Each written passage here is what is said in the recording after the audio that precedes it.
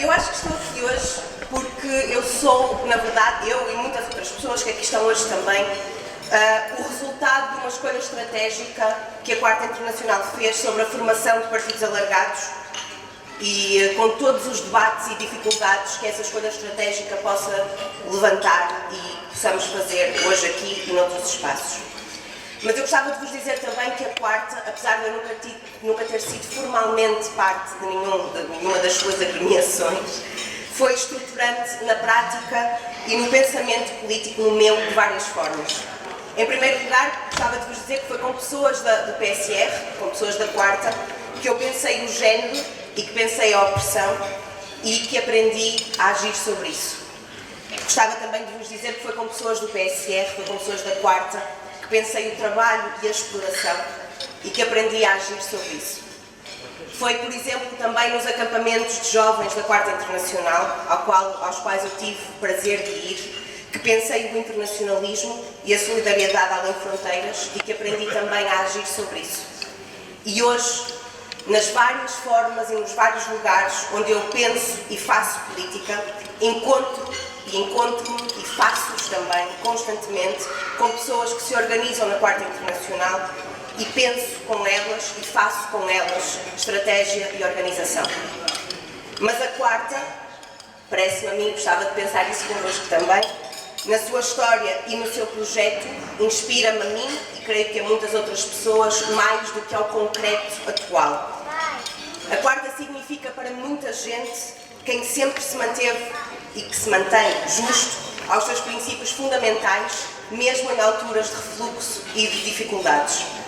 A Quarta significa quem pensa à escala global e faz da solidariedade internacionalista um princípio orientador na vontade de encontrar as comunalidades, respeitando as diversidades.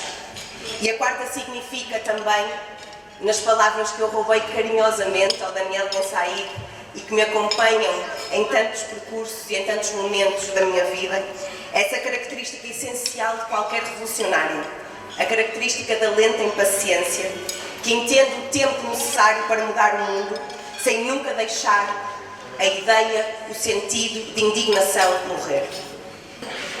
Dear comrades, first of all I would like to bring greetings to all of you gathered here today to celebrate the 80 years of the Fourth International, both from the Bureau of the Fourth International and also from our comrade and friend Michael Lowy, who explained at a meeting of a similar type where we spoke together in Amsterdam that he wasn't able to be at the founding congress of the Fourth International because at the time he was a baby of just a few months old.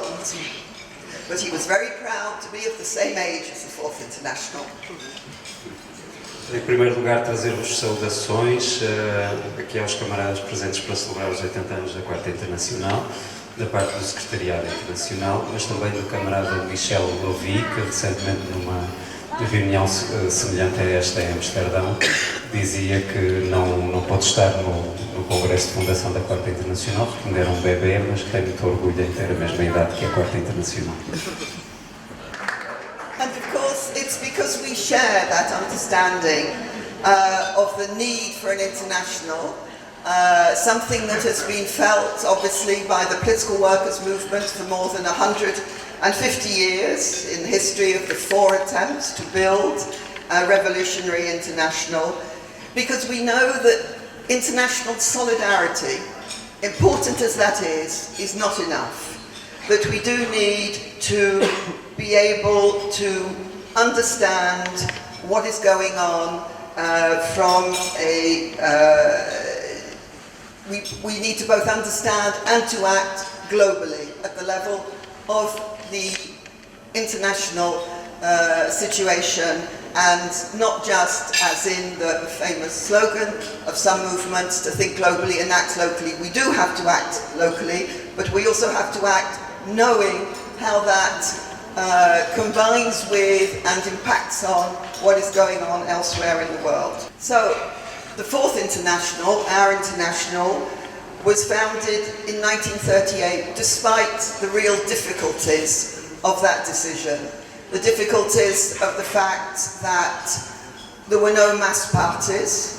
It was built from a minority current of opposition, and in a situation of great repression, of exile, and indeed assassination of its leaders. But if Trotsky argued so forcibly that the International had to be founded then, it was because of the real threats that weighed on the world, from the rise to power of fascism in Germany, and therefore what he understood as the imminent threat of a world war. And precisely because it was on the eve of the Second World War, obviously the early years of the Fourth International were extremely difficult. As added to the Stalinist repression, there was also obviously Nazi repression and just the dislocation of possibilities of communication.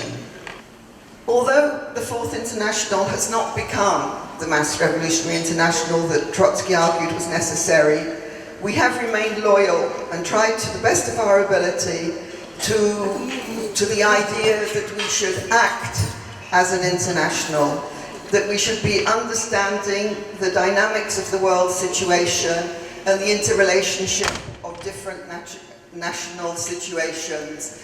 And if I could take as an example, Brazil today, we all know the importance of not simply solidarity with our comrades in Brazil, but that any defeat that can be gained in any other country against that type of force will also help them to move forward in trying to defeat Bolsonaro, and at the same time, were they to achieve anything, then it would also strengthen our fight against the far-right forces that are unfortunately on the rise worldwide. And in 1995, we understood there was another type of change in the world situation, a change in the new world order, which, in our opinion, also opened new possibilities. That was the collapse of the Soviet bloc, and therefore the possibility of overcoming past differences. And so, since that time, for example, we have seen coming to the International some of the largest organizations today, and notably Asia, which is a big area of expansion, where our comrades of the Philippines come from a split from the Maoist Communist Party, where the comrades in Pakistan, in fact from another current of Trotskyism that hadn't been part of our history for some time, and also the comrades in Bangladesh, equally from a Communist Party tradition. And so it is in this perspective of building organizations that will have an effect that we are fighting to maintain and to build our international. Building and developing on the programmatic achievements of revolutionary Marxism from Marx onwards, including obviously the contributions of Trotsky on the transitional program, Permanent Revolution, and the understanding that we ourselves have developed, which Katerina referred to, learning from the social movements on feminism, on LGBTIQ questions, on the question of eco-socialism. Because our role as revolutionaries is to be useful in the social movements, in understanding what is going on in the world, in all its complexity, to understand, to help in developing that understanding, and of course to be fully engaged in the struggle to change this world for a better world. And that's what we're here for.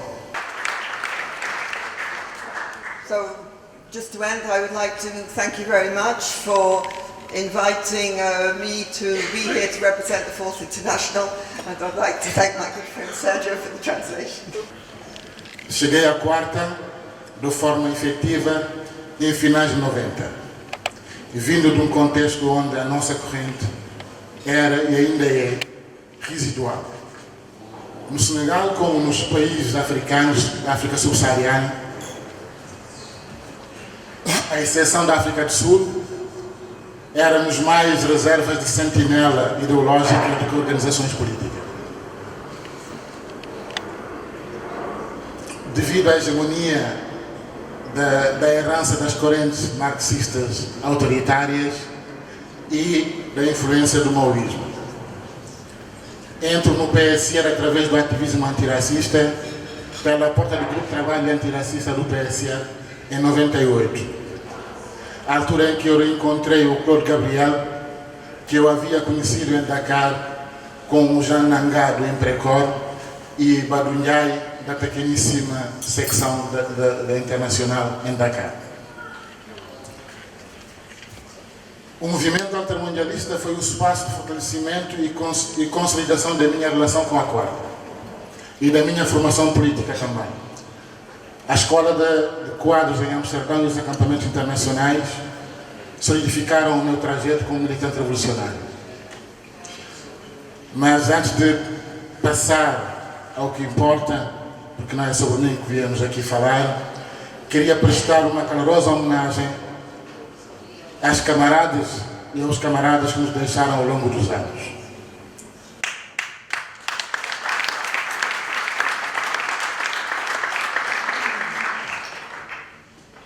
Com elas e com eles aprendi muito. Aprendi sobretudo a não desesperar, mas aprendi sobretudo a não desistir. E aprendi e fiquei com a intransigência, com o compromisso político de que quem quer mudar o mundo não tem tempo para desesperar nem para desistir. Não há lugar para o desespero, nem para a desistência.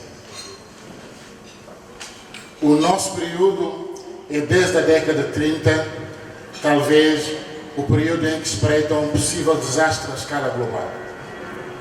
Alavancado no capitalismo neoliberal, no autoritarismo militarista e no neofascismo racista, machista e homófobo. Sob formas dispares, confusas e heteróclitas, o fascismo racista, mais do que um espectro, é cada vez mais uma realidade que ganha legitimidade social com capacidade de disputa hegemónica na disputa política através do jogo eleitoral. Não é um fato novo. Já nos anos 30 do século passado, o triunfo do fascismo e do nazismo coincidiram com a capitulação do projeto de emancipação. Hoje, no centro do imperialismo, governa um fantoche fascista, a soldo de uma internacional neo-nazi-fascista, com uma total porosidade política com o capital financeiro internacional. Ao mesmo tempo que as potências internacionais, Estados Unidos, Rússia, Japão, China e tantas outras, promovem e financiam disputas geopolíticas de predação econômica e de erosão política, cujas consequências são a guerra, a miséria, as catástrofes ecológicas e a deslocação de milhões de pessoas deserdadas à procura de salvar a vida. A economia da guerra e do saque que empurra milhões de pessoas para a pobreza nas periferias do Império está capturada por uma burguesia que instrumentaliza o médio e o ódio para controlar a transferência de riqueza para o capital e manter o poder. A globalização financeira correspondeu à mundialização da miséria. Quanto maior é a acumulação da riqueza pela burguesia mundial, maior se torna a miséria também no mundo. As fronteiras do capitalismo predador continuam tão elásticas quanto a elasticidade do jogo geopolítico. O que também não é um fato novo. O neoliberalismo hoje sustenta a fascização das relações de forças sociais laborais é herdeiro do capitalismo imperialista, escravagista, colonialista e racista. A atual migração maciça de populações da periferia para o centro do sistema capitalista inscreve numa continuidade histórica. Invoco o Trotsky por essencialmente duas razões para falarmos sobre o estado da arte hoje em dia. A primeira é de ordem estratégica face ao estado atual da ascensão da extrema-direita. A segunda é de ordem tática face ao desnorte das correntes da esquerda sobre o debate sobre identitarismo. Começando pela questão identitária, parece-me óbvio que é preciso entender que o legado colonial nas sociedades ocidentais resulta numa modernidade capitalista estatal com a construção de uma hierarquia social mundial baseada na noção ou na categoria de raça, na constituição de uma estratificação em função do imaginário de colonialidade e racialidade das relações de poder, reproduzindo à escala global com formas de dominação imperialista ou económica. Vezes o que se passa na Palestina, no Brasil e nos Estados Unidos. Não é por acaso que o discurso racista tem penetração nos setores populares desfavorecidos, mas também na pequena burguesia educada no contexto atual. Porque, na verdade, o fascismo atual mobiliza a identidade para excluir. Temos de saber mobilizar a identidade para incluir. Do ponto de vista estratégico, temos que nos confrontar com o caráter transnacional do fascismo. Nenhum continente escapa à ascensão dos fascismos. O mercado e a finança capturaram não só a riqueza, bem como a função de redistribuição do Estado. A cada vitória da extrema-direita, segue-se uma vitória do capital que transforma a política da mobilidade num leilão da morte e no fortalecimento das fronteiras e a sua militarização, na invenção de inimigo e na racialização dos territórios e das relações de produção. O caráter supostamente inorgânico, espontâneo e programaticamente disperso das mobilizações dos coletes amarelos são reflexo e condição das relações de forças políticas. Refletem a incapacidade organizativa das forças tradicionais e representam uma condição para reinventar as possibilidades organizativas estratégicas. A presença politizada de sujeitos racializados nas fileiras dos coletes vermelhos, vinda das periferias urbanas de França, são a prova de que a nossa corrente terá de pensar ou repensar a sua estratégia como construir convergências e espaços de luta com esses setores. A luta de classe que não dá centralidade à questão racial, numa altura da afirmação do fascismo racista, está afetada ao fracasso. A heterodoxia da interpretação do marxismo, que é um dos nossos maiores patrimônios, a isso nos convida. Portanto, não nos resignemos às velhas fórmulas gastas, nem à arrogância doutrinária que relega em segundo plano as outras formas de discriminação e de opressão. E Manu Chao cantava que a resignação é um suicídio permanente. E nós sabemos qual é a nossa tarefa, a revolução permanente. Esta saudação é do Ferreira dos Santos, do Porto. Caros camaradas, não me é possível estar convosco neste almoço comemorativo do 80º aniversário da fundação da Quarta Internacional e dos 45 anos da criação da Liga Comunista Internacionalista, o que muito lamento. A partir dos anos de 72 e 73, participei nos grupos de ação com outros jovens que levaram à criação da LCI, numa luta de ativismo contra o fascismo e a guerra colonial.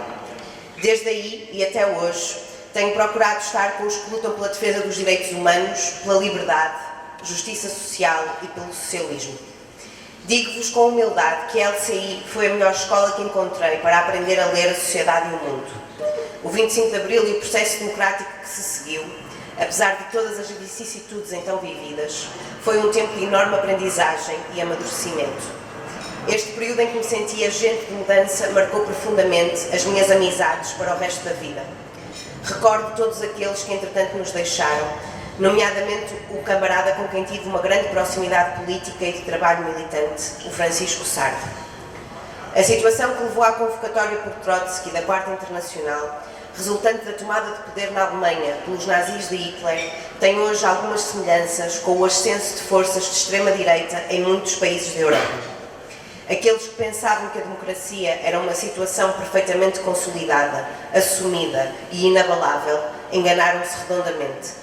Os recuos, os desvios e até traições da social-democracia a reboque do capitalismo financeiro, mais uma vez permitiram que as ideias nacionalistas, xenófobas e racistas se fizessem ouvir. É por isso pertinente que a revolução, essa velha toupeira, se mantenha alerta como sujeito ativo da revolução permanente e não apenas como memória. Dentro das minhas possibilidades, podem contar comigo. A todos, um forte abraço fraterno e saudações socialistas do Ferreira dos Santos. E eu vou ler-vos uma mensagem do companheiro, do camarada Michel Aubin, como vocês sabem, esteve cá na fundação da LCI. Queridos companheiros marxistas revolucionários portugueses, fiz parte da pequena delegação da Quarta Internacional que assistiu ao Congresso de Fundação da Liga Comunista Internacionalista em dezembro de 1973. Na verdade, éramos só dois. Eu, sem dúvida escolhido para esta tarefa pelo facto de falar a língua, e o companheiro Hobbes, que entendia o espanhol e pôde assim acompanhar o evento. Congresso de Fundação, entre aspas, é aliás uma fórmula um pouco grandiosa demais. Era uma pequena reunião clandestina de talvez uma dúzia de delegados, perto do Porto, em plena época da ditadura salazarista. Já não me lembro dos nomes de todos os participantes, salvo o João Cabral Fernandes, que era sem dúvida o principal dirigente da nova organização. Apesar deste início modesto, a LCI chegou a jogar um certo papel na Revolução de 1975, e nos anos seguintes, já com o nome do Partido Socialista Revolucionário, porta-voz do meu caro amigo Chico Louçã. Aí tornou-se uma das principais componentes do atual Bloco de Esquerda. Um fraternal abraço por ocasião deste novo aniversário da fundação da secção portuguesa da Quarta Internacional. Neste ano também celebramos o 80º aniversário da própria Quarta Internacional, que com altos e baixos, trancos e barrancos, avanços e recuos, segue muito ativa e presente em 4 continentes e em dezenas de países. A luta continua. As origens da Liga Comunista Internacionalista, onde estão? Estão no maio de 68. Foi no maio de 68 que aprendemos o que eram as lutas dos estudantes franceses, o que foi a repetição geral em França, o que foi a luta dos estudantes alemães, o que foi a luta dos estudantes mexicanos e a compreensão do capitalismo tardio estava-se a decompor e que era preciso outra coisa. E o maio de 68, vou-vos dizer isso, porque a imprensa insiste, foi um movimento ideológico, meus amigos, não foi. Foi o início de um processo revolucionário traído nos acordos de Grenelle, que deram 10% aos operários e 35% de aumento do SMIC. Foi isso que aconteceu. Mas mesmo assim, 7 milhões de operários continuaram a lutar. Os aspectos ideológicos foram vários. Foi a luta contra o stalinismo nas suas formas mais globais. Foi também aquilo que nós queremos, aquilo que nós lutamos, e eu não abdico disso. Queremos um socialismo de face humana, de rosto humano. E nós não podemos abdicar disso. A crise estudantil de 69 deu-nos algumas pistas, algum trabalho.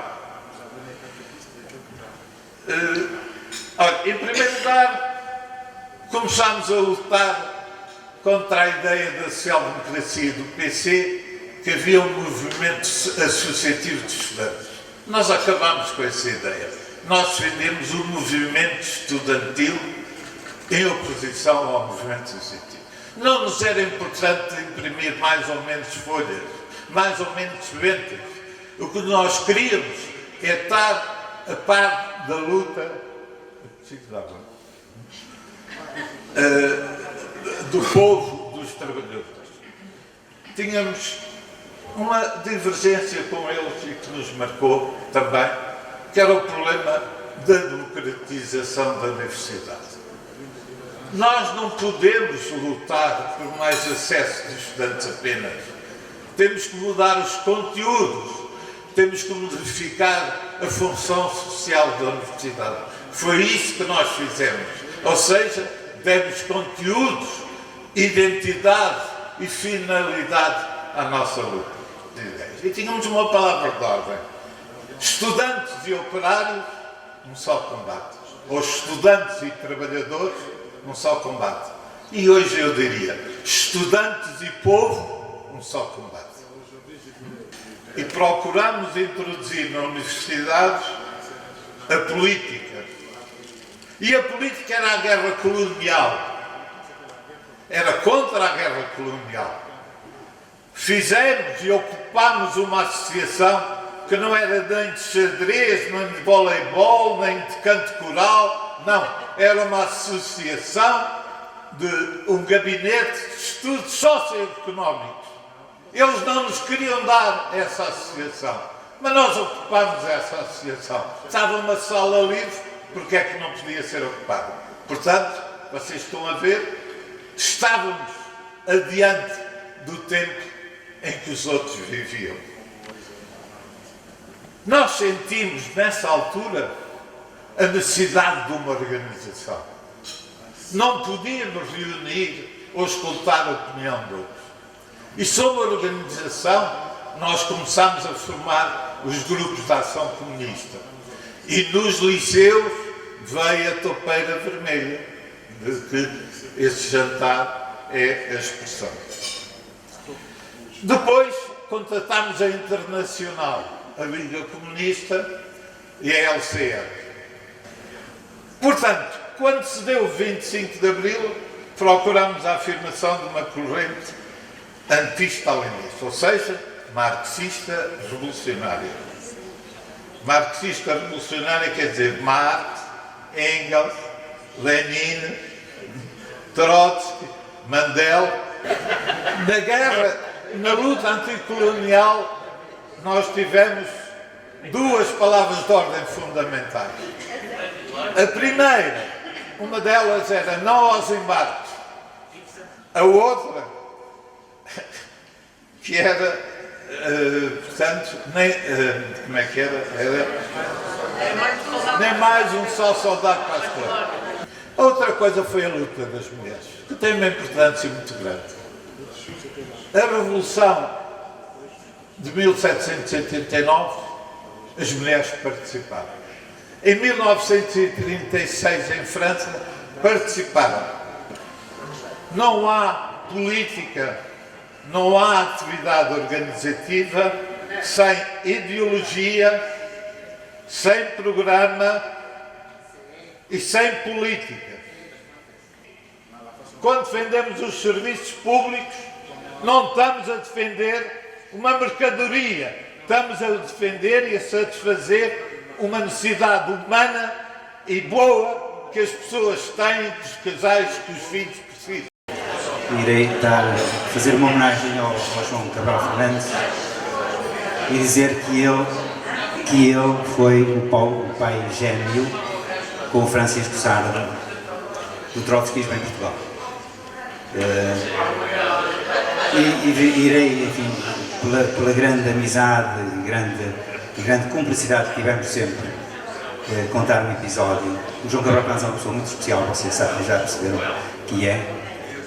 Era uma pessoa que tinha, enfim, uma maneira no dia-a-dia de grande desprendimento, etc.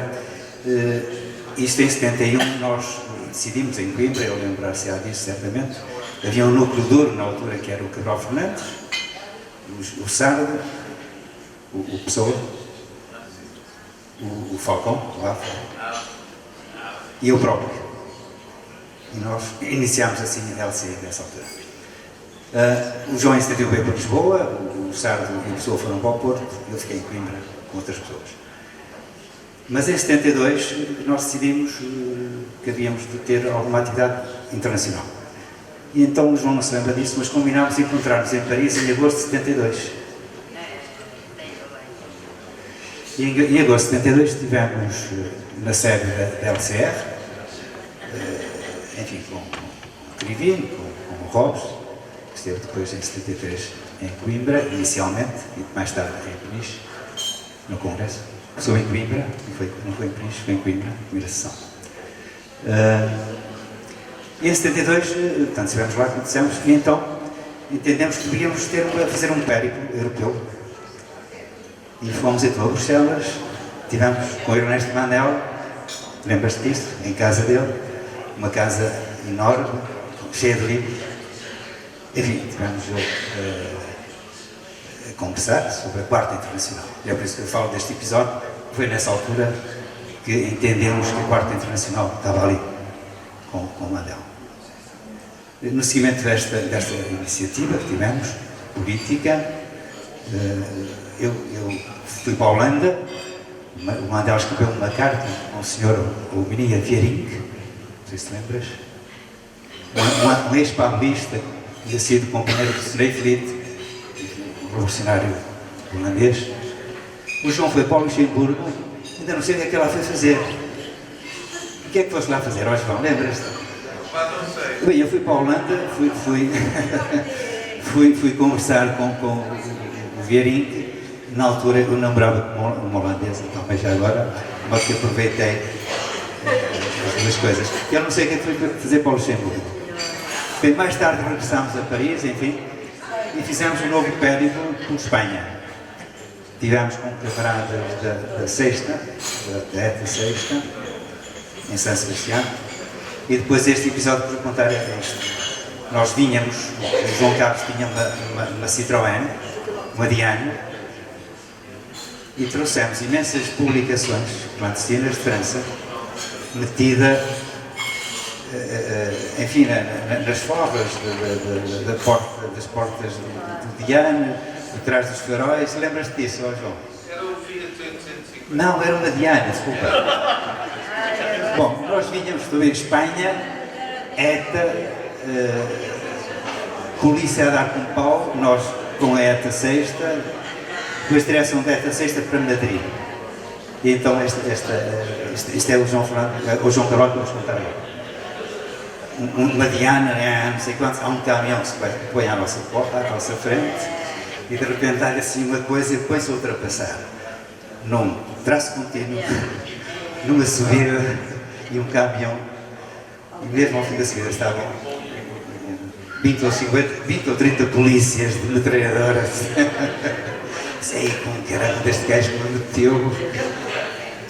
Não te lembras disso? Não. Bem, safámos. E chegámos a Madrid. Íamos cheio de propaganda, vocês veem, estava o regime fascista espanhol. Não. E depois tivemos, na altura, o João teve contactos com colegas espanhóis que vieram dar a LCA espanhola.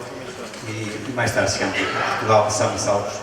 E eu gostava de terminar dizendo que o João e o Fernando Sardo são as grandes figuras do trotskismo português. O Sardo, infelizmente, não está connosco e era isso que eu queria deixar aqui este registro. 80 anos da Quarta Internacional e 45 da LCI também tem estes episódios e creio que vale a pena contá-los. Obrigado a todos. Vivi o PSR, pelo menos uma fase do PSR com bastante intensidade.